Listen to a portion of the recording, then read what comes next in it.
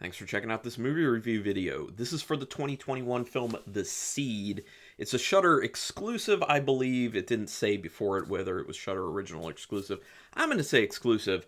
It's coming to Shudder on Thursday, March 10th, and for that reason, no spoiler for this review, although if you've already seen the film, it'll have more meaning to this review. It'll be a little more rich for you. But certainly, if you haven't seen the film, feel free to watch this and help you make a decision. Now, every film is worth watching at least once, just to figure out how you personally like it, because these are my opinions, and they're very personal, and your opinions may be very different. But I didn't dislike this film overall. I wasn't huge on it, and there were a few major problems I had with it, but there are some good things at play in this film as well, so I think this film will find its audience, and I always hope that for every single film, that it finds its audience, because filmmakers go through a lot of trouble to make film. Anyway, The Seed was written and directed by Sam Walker, and once again, coming Thursday, March 10th. Quick synopsis, I don't want to give too much away if people are going to watch this. It's about a bunch of girls who have a getaway in the Mojave Desert to a very nice, very swanky house, which I believe one of their fathers owns. I would love to spend some time there if it's an Airbnb. Beautiful. So the setting is wonderful. Like, the desert setting looks really, really, really nice and cool. And it's an interesting setting because not a lot of horror films take place in that area. Although some of the best are Tremors. Anyway, I don't want to plug Tremors too much, but yeah, so these girls go out there as kind of like a bit of a getaway. They're going to work on some social media stuff because this is very social media focused at times. And some meteor shower happens. They watch it, they think it's cool, and then a meteor lands in the pool there, and then things get weird. And that's where I'm going to leave it. So make your decision up. Do you want to see it or not? The audio, I will say, is awful. I hope it's just the screener copy that I was given and not the actual film, because the audio is like nothing I've ever heard before. Major issue, it sounds muffled. It basically kind of sounds like if you've ever watched like a bootleg that someone did of a movie that they just recorded handheld while it's on a screen. That's kind of how the audio sounds. So really terrible. And like I said, I hope it was just my screener copy, and the actual copy that goes up on Shudder does not sound like that, because it is bad.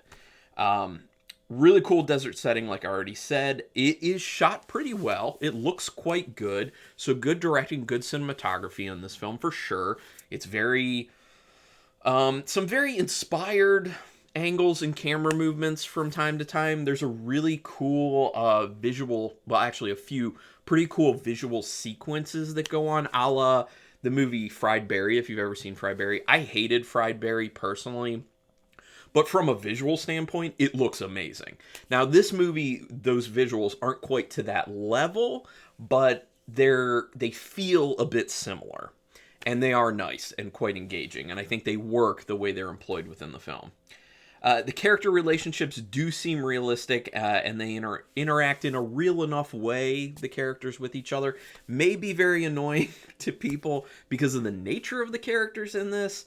And that's another thing I have to kind of say is like a warning for people who don't like films that have a focus on social media and kind of social media culture and that social media lingo.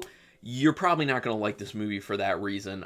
Doesn't bother me. It kind of ends up sometimes getting in this realm of like, if you're from an older generation, you don't enjoy the focus on social media in your film and that type of lingo being used. So just know that. The soundtrack is weird. I'm not really into the soundtrack. I think it's extremely heavy-handed, and at many moments it feels like the soundtrack is trying to outcompete the actual content of the movie. So I think they really needed to tone it down with the soundtrack, and some of the soundtrack just sounds like too weird, and it's just not working. So not a fan of the soundtrack on this one, unfortunately. There are some moments where it sounds good and it goes well with what's going on, but there are plenty of times that kind of take you out of the film because it's just too much, it's too weird, like I said, it feels like it's trying to outcompete the movie. The Thing That Falls from the Sky sets up a lot of potential in the film, and they cash in on some of that potential, but I think they could have cashed in on a lot more, and I think they could have cashed in more often and a lot earlier in the film. That leading me to the next thing, which is the pacing is not very good. This film definitely needed to be cut down. It's about an hour and a half long. I definitely think they should have cut a half an hour off of it, to be honest, because it just feels like it's so slow. And you just keep getting some of the same stuff retread over and over and over and over again. And you literally just feel at times like it's not progressing. Like we're literally stuck going nowhere in this film. Now, that said, you do get a solid ending. I like the ending. There's plenty of fun to be had in the end of the film. It's just the journey to get there was so slow and so meandering. And like I said, they need to chop off a half an hour off this film, and it could be quite good if they did that. It really needed to tighten that up. There's a kind of cool escalation of things going on in this film at about the 53-minute mark. So that kind of tells you about how long you have to wait until things like really get going within the film. So yeah, and even then it like backpedals a little bit with that type of stuff. There are a few interesting performance moments that actually gave me a lot of respect for the actresses.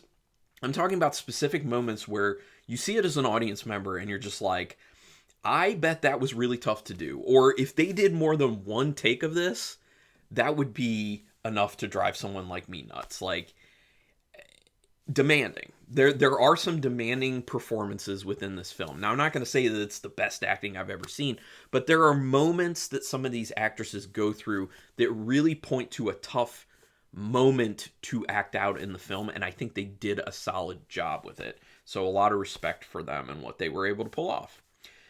There are some decent practical effects. I'm not going to say the practical effects are awesome. Some of the actual design portion of some of the practical effects were underwhelming in my opinion, but I give them a lot of points for actually going after the practical effects angle, because a lot of movies will just be like, we're just going to stick with CGI, and the CGI ends up looking terrible. Practical will always look better. Now, the execution of design of practical effects, that's kind of another thing, and I think they kind of needed some extra work in that department, unfortunately. But there are some other practical effects things within this that do look quite good. So it's a bit of a mixed bag. The ending, like I said, does get pretty fun. So if you're wanting to check it out because it sounds kind of interesting, I will say in the end, you do get some stuff that you'll be happy with. It's just, for me, it didn't... I wanted a lot more, and the pacing just kills a lot for me personally. But like I said, this is just my personal opinion. They needed editing down, like I said, pacing not great. It is one of those films that you feel like they intentionally stretched it to hit a certain runtime. And that's something I rail against all the time in my reviews, because I think it's very antiquated that we're trying to hit certain runtimes with films. It's not a coincidence that the overwhelming majority of horror films are about an hour and a half long. It's a standard within the industry that we need to get away from. I say it all the time. I'm going to do it again. Films like Host on Shudder, 58 minutes. That is all the time they needed to tell the story they were trying to tell. Perfect. The pacing, great. Don't waste my time. It drives me nuts. It drives me nuts. And this situation is happening with this film, unfortunately. It happens with a lot of these films. So we need to get away from that. We really do.